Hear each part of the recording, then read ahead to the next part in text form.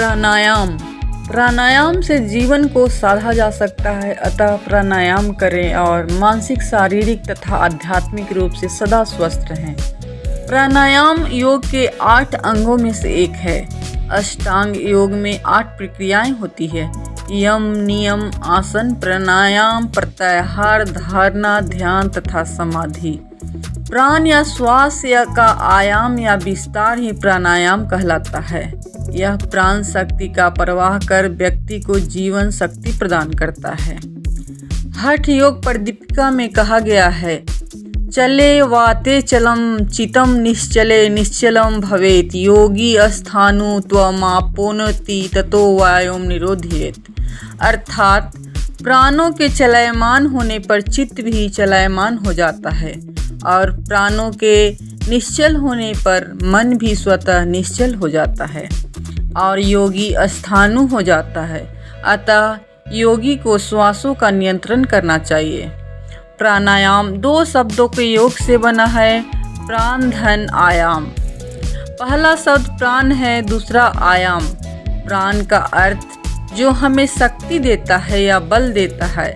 आयाम का अर्थ जानने के लिए इसका संधि विच्छेद करते हैं, क्योंकि यह 2 शब्दों के योग आ धन याम से बना है।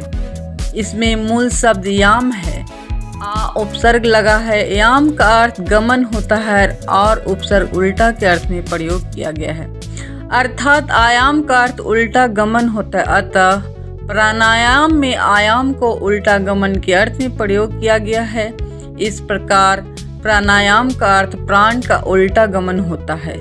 यहाँ यह ध्यान देने की बात है कि प्राणायाम प्राण के उल्टा गमन के विशेष क्रिया की संज्ञा है, न कि उसका परिणाम।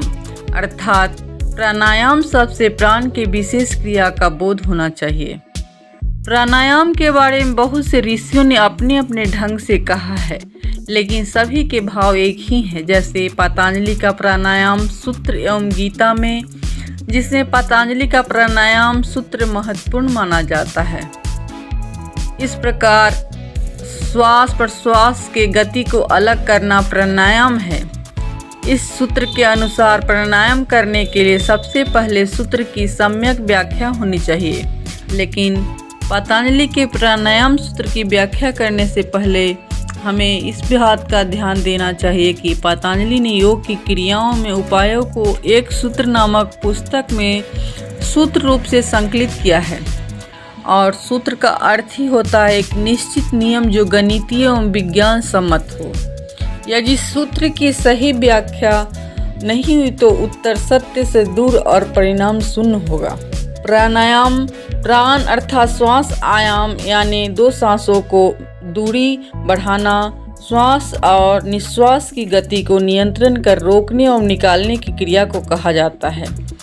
श्वास को धीमी गति से गहरी खींचकर रोकना एवं बाहर निकालना प्राणायाम के क्रम में आता है। श्वास खींचने के साथ भावना करें कि प्राण शक्ति श्रेष्ठता श्वास के द्वारा अंदर खींची जा रही है। छोड़ते समय यह भावना करें कि हमारे दुर्गुण, दुष्प्रवृत्तियाँ, बुरे विचार प्रश्वास के साथ बाहर निकल रहे हैं। हम सांस लेते हैं तो सिर्फ हवा नहीं खींचते, तो उसके साथ ब्रह्मांड की सारी ऊर्जा को उसमें खींचते हैं। अब आपको लगेगा कि सिर्फ सांस खींचने से ऐसा कैसे होगा। हम जो सांस फेफड़ों में खींचते हैं वह सिर्फ सांस नहीं रहती, उसमें सारे ब्रह्मांड की सारी ऊर्जा समाई रहती है। मान लो जो सांस आपके पूरे शरीर को चलाना जानती है, वो आपके शरीर को दुरुस्त करने की भी ताकत रखती है। प्राणायाम गायत्री मंत्र के उच्चारण के साथ किया जाना चाहिए। ओम भूर्भुवः स्वः तत्सवितुर्वरेण्यं भर्गो देवस्य धीमहि धियो यो नः प्रचोदयात्।